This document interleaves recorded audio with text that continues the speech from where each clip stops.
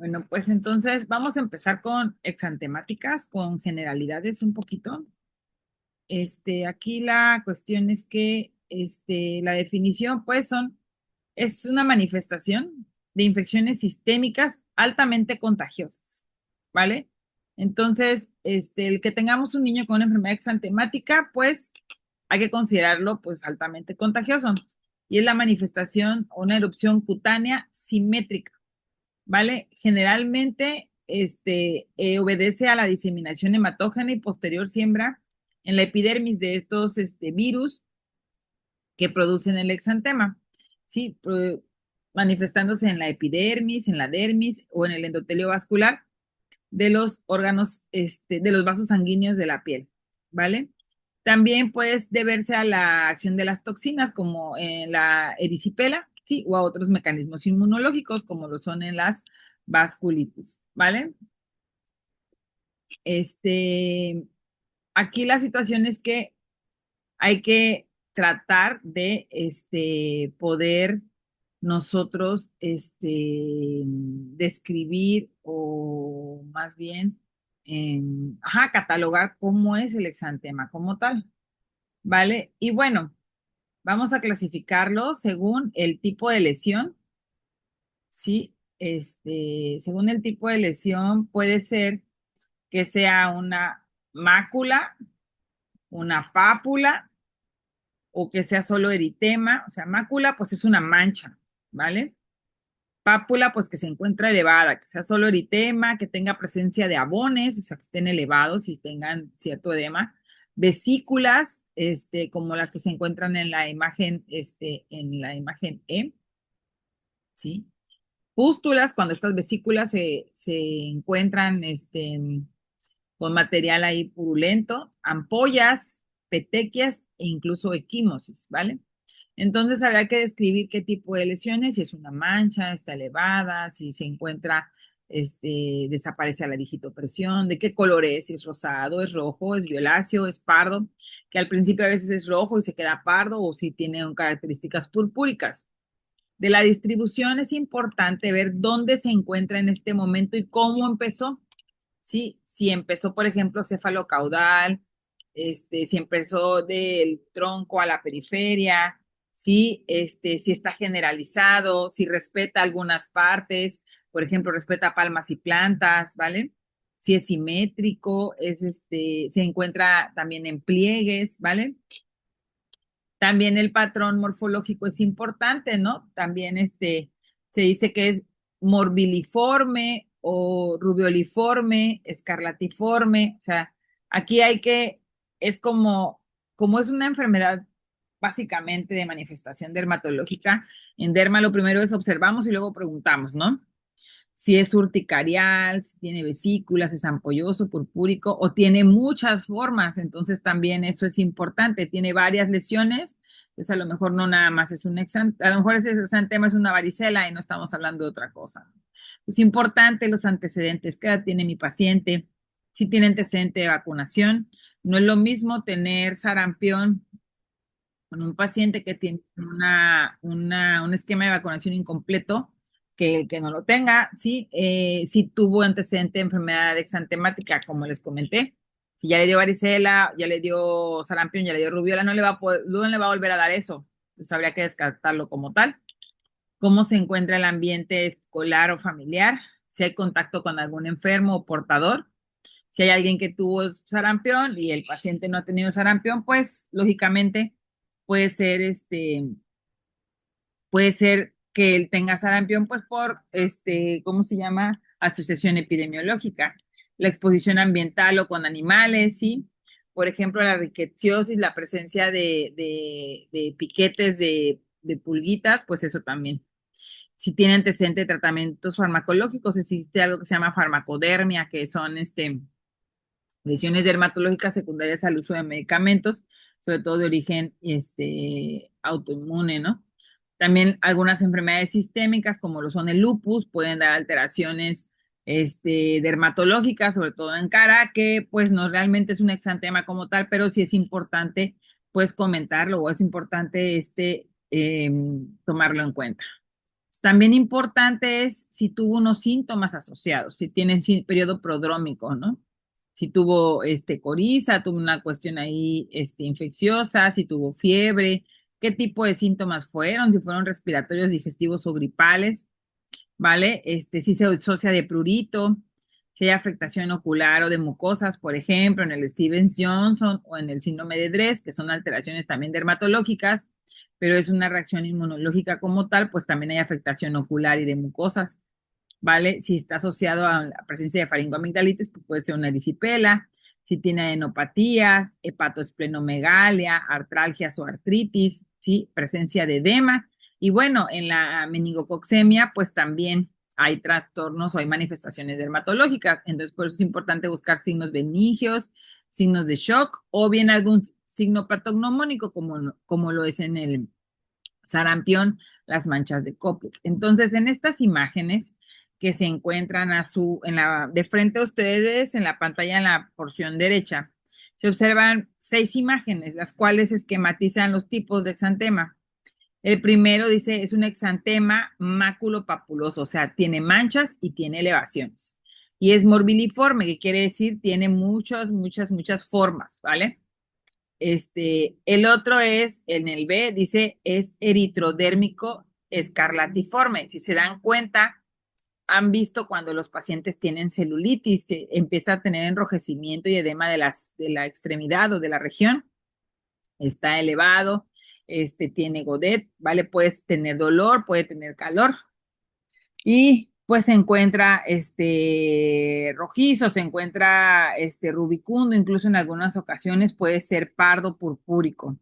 En el tipo C, pues se dice que es un exantema reticular, o sea, tiene forma de, o tiene, pareciera que tiene forma de encaje, ¿no? Reticular y festoneado, perdón. Entonces, si se observan, se ven regiones blanquecinas con regiones rojas, ¿vale? Con eritematosas, ¿no? Del otro lado, en el D, es una urticaria abonosa. Si se encuentra, hay elevación, la elevación, a diferencia de la pápula, que la pápula es pequeña, en el abón es amplio y hay edema y también puede asociarse a prurito en el inciso D. En el inciso E se observan esas lesiones vesiculosas ampollosas. Eso es muy común en el herpes, ¿vale? Y en el D es el purpúrico petequial, como se observan en los pacientes con dengue en extremidades inferiores cuando tienen petequias, pues así se observa esa lesión. O sea, la descripción sería que es una lesión dermatológica tipo purpúrico, con presencia de petequias, ¿no? Entonces, si se dan cuenta, nosotros, quizá por la forma en la que estamos nosotros describiendo la lesión, podemos ir tomando en cuenta qué tipo de enfermedades, ¿vale? Ok, pues existen muchas causas de exantema, ¿vale? Entonces, aquí en el artículo que les compartí viene cómo son estos exantemas según, o cuál es la etiología según la forma, ¿no? Y en estos exantemas maculopapulosos, o sea, son manchas y son elevados y las elevaciones son pequeñas. Pueden ser de tipo infeccioso o de etiología diversa, también de enfermedades sistémicas. De los infecciosos pueden ser virales, normalmente sarampión, rubiola, eritema infeccioso, exantema súbito, el enterovirus que no está asociado a la polio, la presencia de adenovirus, mononucleosis infecciosa, el dengue y el molusco contagioso. El molusco contagioso se observan lesiones vesiculares, pero que tienen un centro umbilicado. También cuando es de origen bacteriano puede estar asociado a escarlatina o el síndrome de piel escaldada, que también es una infección por Staph aureus, el síndrome de choque tóxico, la fiebre tifoidea, que gracias a Dios es muy poco probable que se vea en un paciente pediátrico, la meningococcemia, que es así, podría ser, y la erisipela, ¿no? Entonces son cuestiones bacterianas que pueden dar origen a exantemas maculopapulosos. Cuando son de origen paraviral, quiere decir que está asociado en la mayor parte de las veces a cuestión vírica, pero no del todo. Entonces, pueden ser las acrodermatitis, perdón, papulosa infantil, o sea, que tuvo una infección viral y empieza a tener manifestaciones y así como se resuelve la infección viral, se resuelve esta lesión dermatológica. El exantema periflexural asimétrico, o sea, no en todas las regiones de flexión, la pityriasis rosada y la pseudoangiomatosis eruptiva. Y otros gérmenes como son la enfermedad de Lyme, que es la rickettsiosis, la sífilis secundaria, la fiebre exantemática mediterránea y el micoplasma son causantes de exantemas maculopapular. Quizá lo más común después de los virus son las cuestiones alérgicas, sobre todo medicamentosas. Que los niños hagan reacción alérgica a comer embutidos o a tener exposición a alguna sustancia, semillas o algo así, que puedan producir estas lesiones dermatológicas tipo abonoso, ¿no? Y en algunas ocasiones con prurito.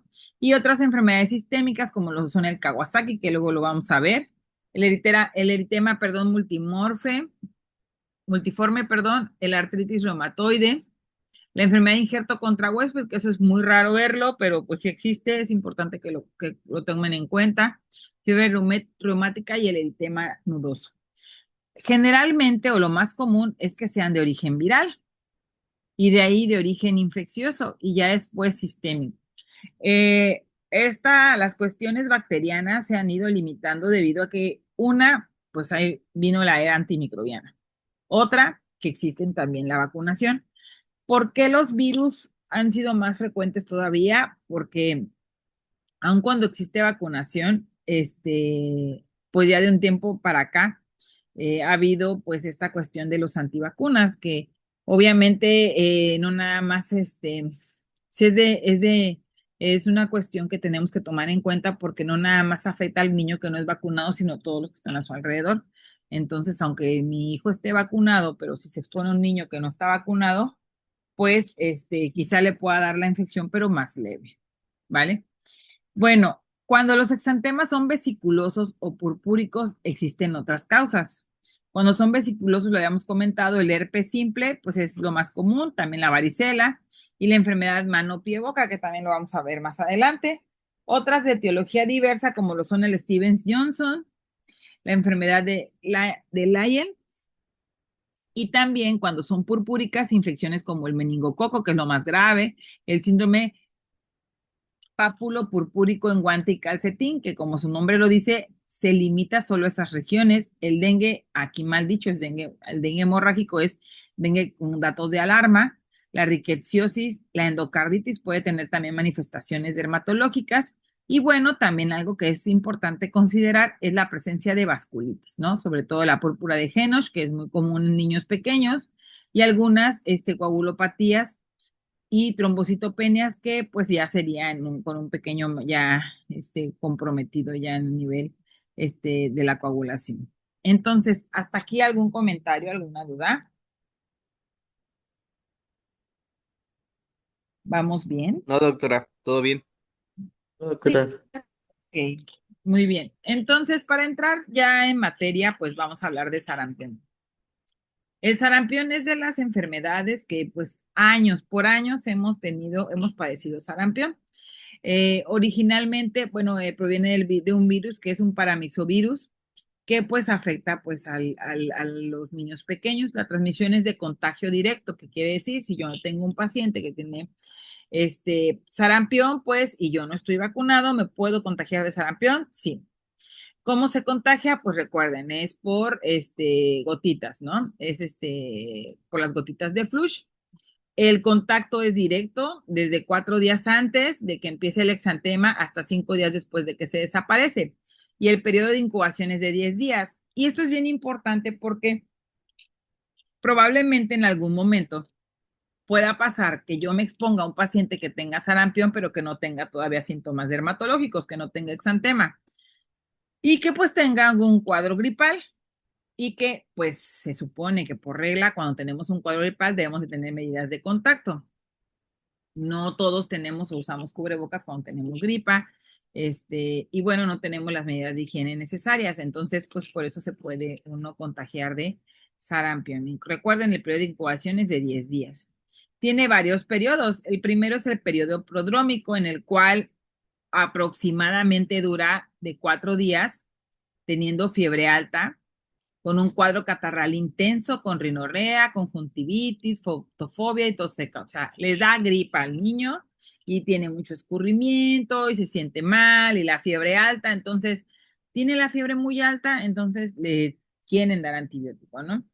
Es importante buscar la presencia de enantema, que es el exantema, pero que se encuentra en mucosas, y el eritema orofaringio. Es importante observar o buscar la presencia de este punteado blanquecino sobre la mucosa yugal hiperémica, que quiere decir, vean dónde están las muelitas y vean estas manchas blanquecinas que se observan en la mucosa, que tienen un fondo enrojecido. ¿Sí lo alcanzan a ver? Entonces, esas manchitas blanquecinas se llaman manchas de Koplik y aparecen muy poco tiempo, aparecen más o menos entre 6 a 12 horas y ya después bien aparece el exantema, que es el exantema característico que se observa aquí, que es maculopapular, que se encuentra en todo en la economía, y entonces pues es un exantema que el paciente pues presenta, ¿no? Este exantema es color rojo, vinoso y es confluyente en algunas zonas. Vean en esta imagen de la foto B, en donde cómo se observa debajo del ojito, cómo se observa todo rojito, pero como si tuviera porciones más intensas de rojo que en otras partes. Eso es porque el exantema, su nombre lo dice, es confluyente, o sea, se interpone uno con otro. Comienza en la cara y se generaliza de una progresión cráneo-caudal o céfalo-caudal, que normalmente se dice céfalo-caudal, o sea, empieza en la carita y va bajando hasta los pies. Va cambiando hacia un color pardo. Primero se ve rojo vinoso, como el de arriba, y luego se empieza a ver color pardo, que se empieza a ver más cafecito conforme va pasando el tiempo. Y desaparece de 4 a 7 días en el mismo sentido que aparece mediante una fina descamación furfurácea. ¿Qué quiere decir? Que de repente el paciente va a tener como si tuviera resequedad.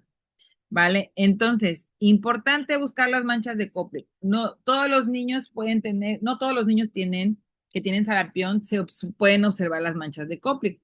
Ahora sí que hay que ser muy mal pensado como para estar busque y busque y busque para verlas, ¿no? Ahora, lo importante es la presencia del exantema. ¿Cómo aparece el exantema? La fiebre al principio es fiebre alta y ya después de que empieza el exantema, la fiebre va controlando. No se quita como en el exantema súbito, que todavía después de que aparece el exantema, a las 24 horas, pum, ya se quitó la fiebre. En este todavía tiene fiebre, pero ya el niño se siente mejor, no se siente, ya tiene mejor, luce mejor, pero pues se ve con el exantema y es confluyente. Aparece de la cabeza hacia los pies y así como aparece de la cabeza hacia los pies, así se quita de la cabeza hacia los pies. Y bueno, se observa ciertamente descamado finamente. Entonces, el tratamiento pues es sintomático, o sea, se le debe dar medidas generales, hidratación, se les debe de dar este, se les debe de vigilar la presencia de dificultad respiratoria, pero, a ver, déjenme, voy a hacer más grande esta imagen porque se ve muy pequeña,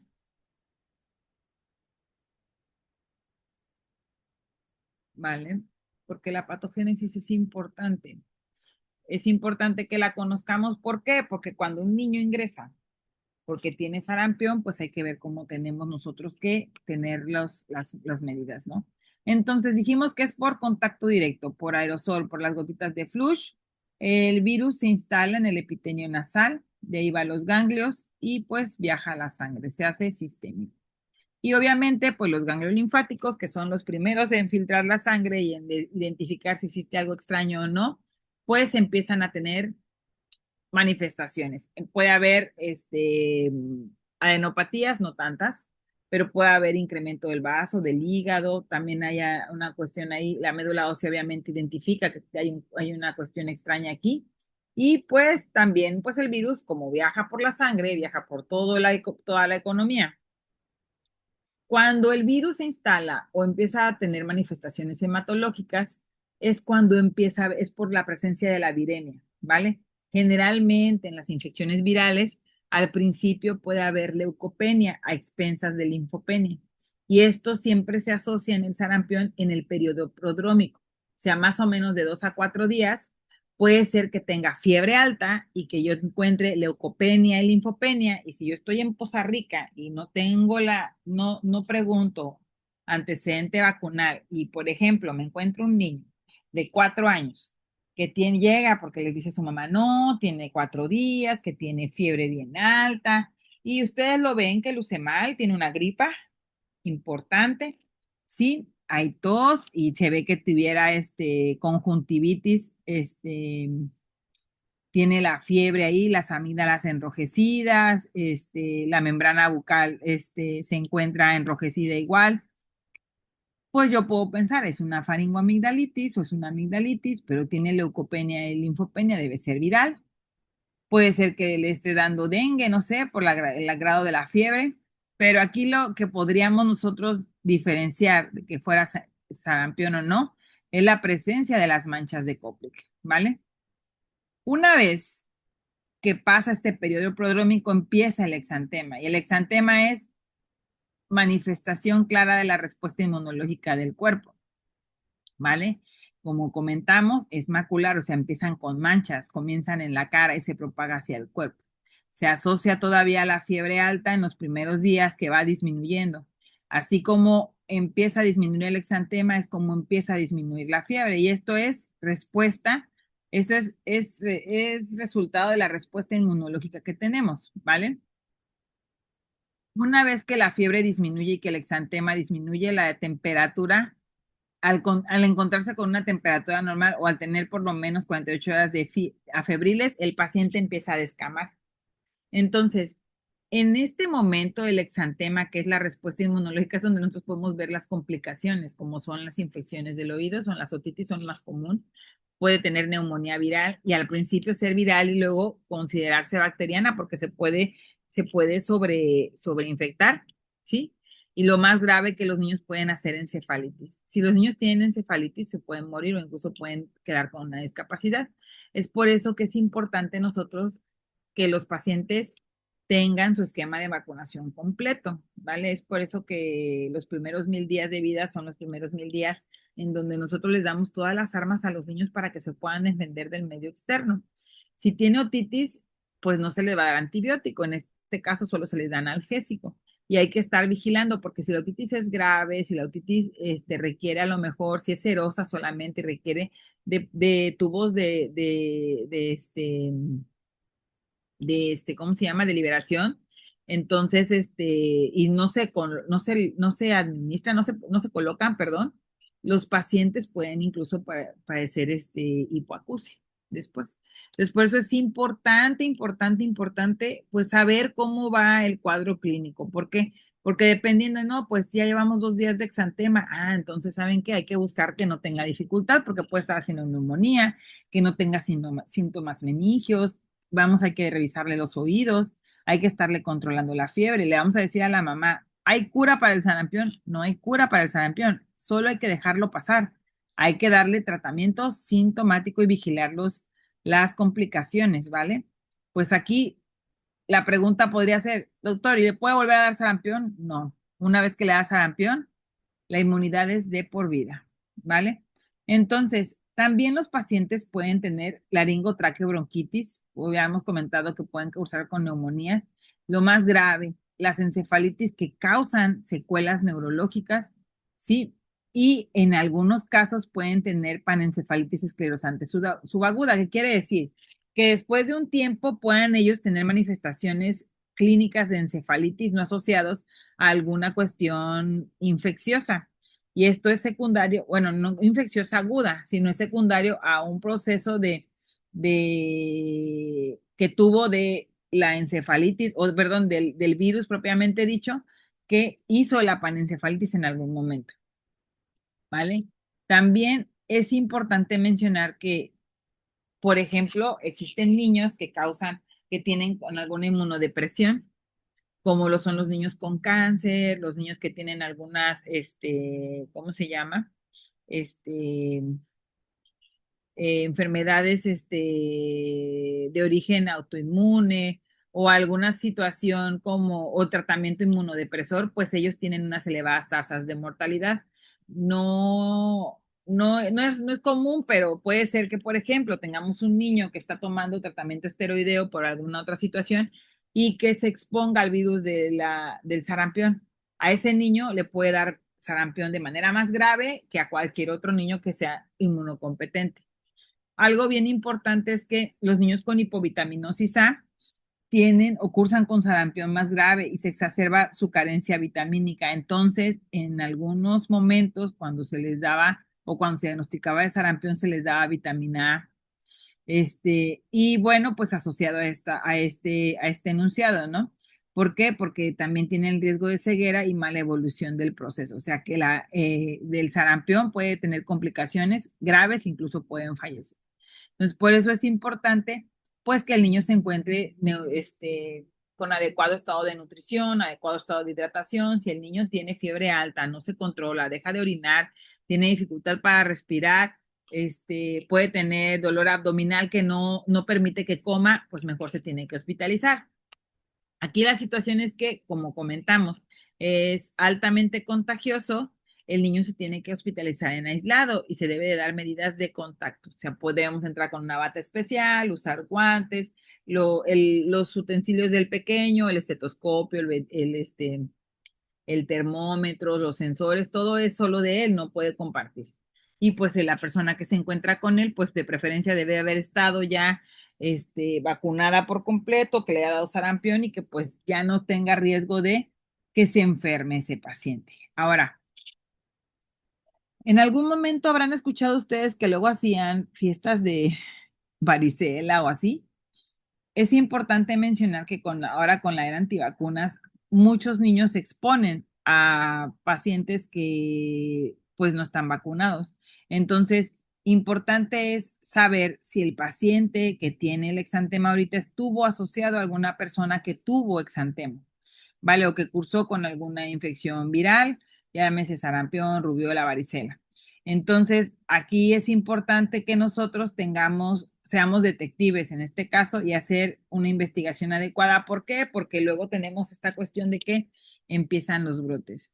En algunos casos, sobre todo en Chile, en Europa, pues ha habido brotes de sarampión que han sido importados, o sea, no eran propios de ahí, sino que fueron de otras regiones, llegaron ahí y como no existe una adecuada política no existe una adecuada cobertura vacunal, perdón, pues hacen el brote como tal, ¿vale?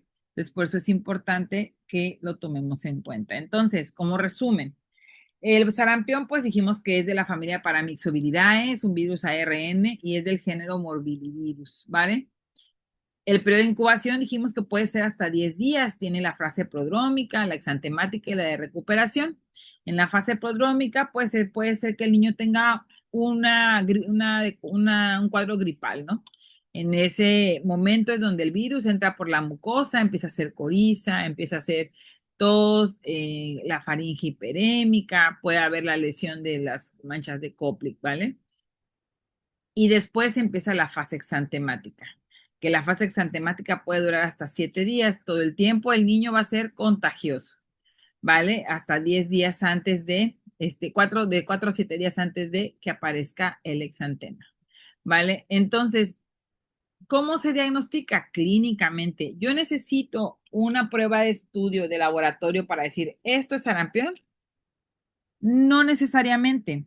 Sí se hace con fines de epidemiológicos, sí, porque hay que ver si es sarampión vacunal o sarampión salvaje, ¿vale? Entonces, normalmente los pacientes tienen fiebre alta, tienen el enantema, que es el exantema que sale en las mucosas, comentábamos, las manchas de Koplik, pueden tener tos, coriza, la conjuntivitis, que normalmente no es purulenta, nada más es seca, y el exantema marcado.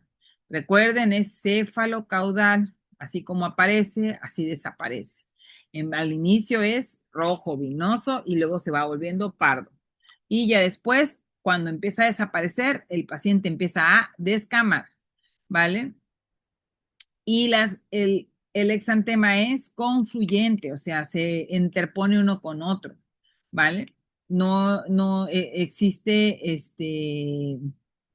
no existe que desaparece a la digitopresión, ¿vale? Entonces suele confluir en la cara y en la parte superior del tronco, es donde más se observa, o sea, se observa más aparatoso en esas regiones. Conforme va pasando, ahora sí que conforme va bajando el exantema, va mejorando el paciente y va desapareciendo el exantema y al final se queda con la ligera descamación. ¿Vale? ¿Alguien tiene alguna duda, algún comentario? ¿Alguna pregunta?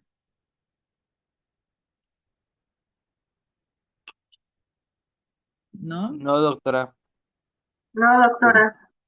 Ok, déjenme. Ay, perdón, no sé qué hice. Pero compartir mi pantalla está en pausa. Dejar de compartir. Déjenme, voy a volver a compartir porque no sé qué pasó. Así como la conecté con la cosa de mi hermano. Bueno, ahí están viendo mi pantalla todavía, ¿verdad?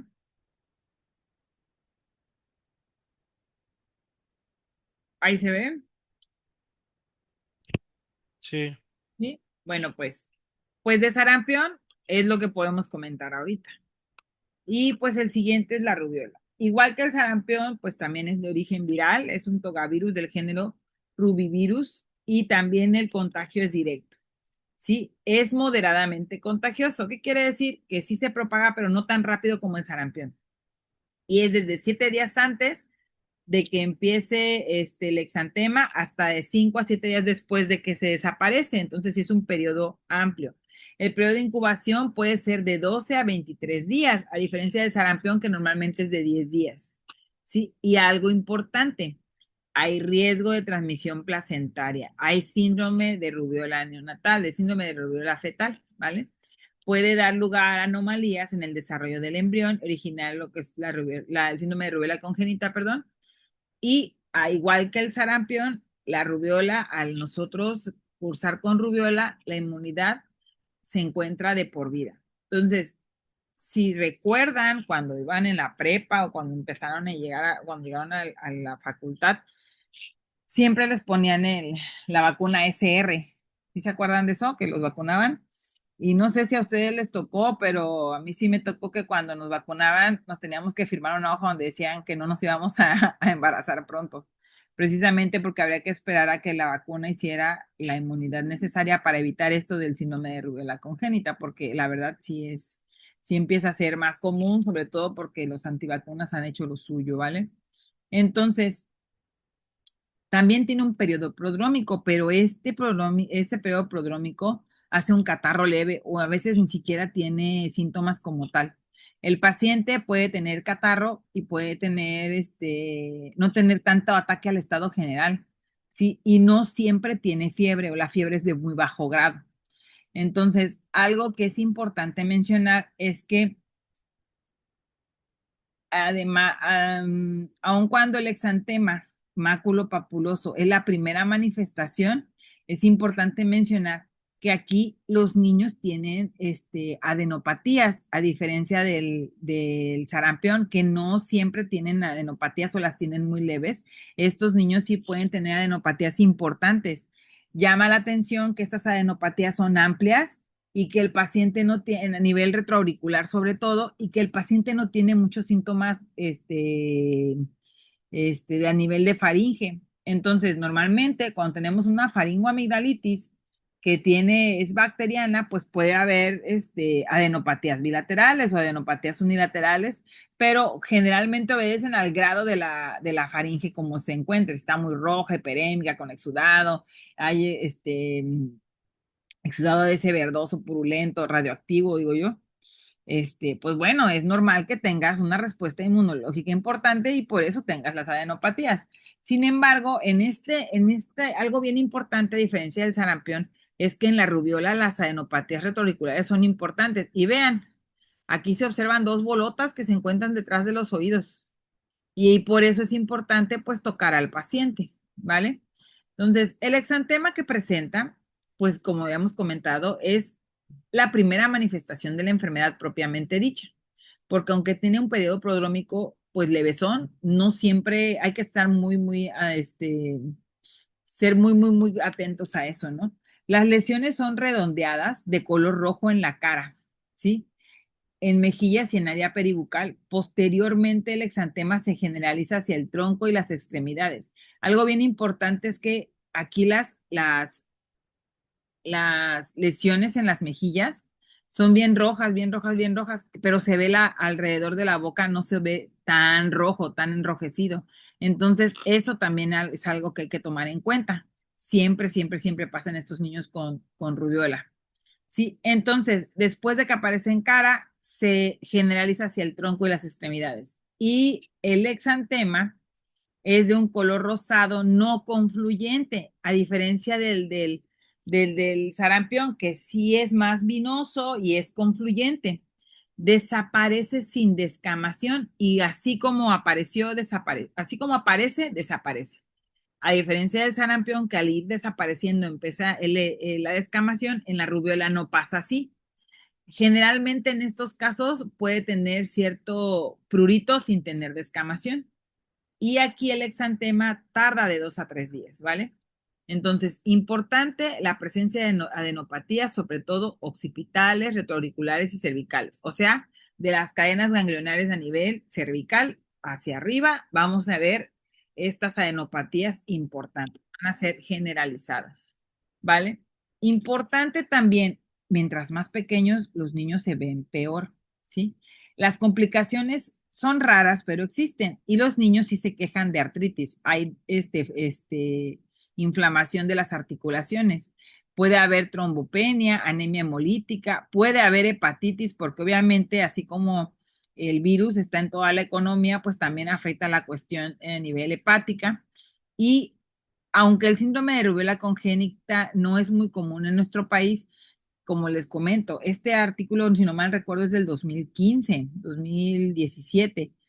Pues en ese entonces no había tanto la era antivacunas como ahorita. Ahorita siento que a partir de la pandemia, el uso, la presencia de esas ideas, junto con el hecho de que pues hubo cierta escasez vacunal, pues ha ido incrementando esto, ¿no? Entonces, vean, el bebé, pues se ve, en algunas regiones se ve rojito, pero en su mayoría se ve rosadita el exantema, ¿no? No confluye, se ve rojo y en el fondo se ve rosadito, ¿vale? Ahí me regresé, perdón. Entonces, importante en el síndrome de rubiola congénita buscar la tétrada de Gregg. Y para recordar la tétara de Gret, pues hay que recordar la nemotecnia moco, que es la presencia de microcefalia, alteraciones oculares como lo son la catarata, la retinopatía en sal y pimienta, o sea, eso ya sería observarlo por medio del oftalmoscopio, la persistencia del ductus a nivel del corazón y la sordera o la hipoacusia a nivel de la oreja. Entonces, importante, en rubiola congénita hay que buscar siempre la presencia de la nemotecnia de la tétrada de Gregg, que tenga microcefalia, que tenga cataratas o la retinopatía, alteraciones cardiológicas y también, sobre todo el ducto y también la hipoacusia, ¿vale? Esto es para comentarlo de rubiola. Ahora, el tratamiento de la rubiola igual es sintomático. Se evita, pues sí, con el uso de las vacunas. Siempre, siempre, siempre, recuerden, en cualquier niño que tiene un exantema hay que hacer el estudio epidemiológico y una parte del estudio epidemiológico es revisar la cartilla de vacunación. La mamá debe traer su cartilla de vacunación y nosotros saber cuándo le pusieron sus vacunas y se las pusieron. Si no se las pusieron, pues mayor riesgo de que sea una enfermedad prevenible por vacunación la que cause el exantema, ¿vale? Este, hablando de esto, y vamos a ver, bueno, no sé si podamos ver ahorita el tema infeccioso, pero este, es importante que nosotros tomemos en cuenta que si bien es cierto, tanto la rubiola como el sarampión tienen sus vacunas, pues la cuestión es que el que nosotros no tengamos un esquema de vacunación completo, podemos poner en riesgo a aquellos pacientes a aquellos niños que van naciendo y obviamente por edad, por cronología, no tienen su esquema completo. Nuestra obligación como seres humanos es pues nosotros también pues, estar protegidos, porque si a lo mejor no, a mí no me ha dado rubiola, pero no tengo mi esquema, pues tendría yo que vacunarme. Si una mujer se desea embarazar, debe de prepararse y en este caso, pues tener todas las vacunas necesarias. La rubiola congénita, pues discapacitante. Eh, Desgraciadamente los niños pueden tener retraso en el desarrollo, pueden tener parálisis cerebral infantil y pues no es vida para estos pequeños. Entonces, por eso sí es importante que nosotros tomemos en cuenta de que pues todos los niños, pues todas las vacunas. Existen programas que se llaman PRONAM, que son programas o políticas que ya a partir desde el año pasado se han estado diseñando. Estos PRONAM son, pues, resúmenes, se podría decir, como tipo guías, en donde dicen qué es lo que tenemos que hacer, ¿vale? Para dar el seguimiento a estos niños. Y uno de esos es, pues, el esquema de vacunación. Todos los niños deben de tener su esquema de vacunación. En todas las historias clínicas se dan cuenta, nosotros plasmamos qué vacunas tienen.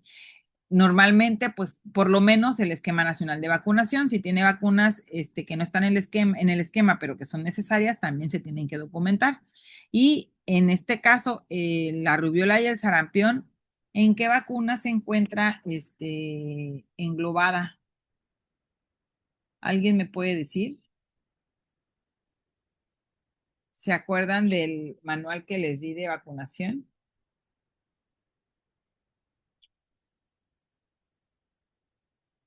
Voy a parar tantito la grabación.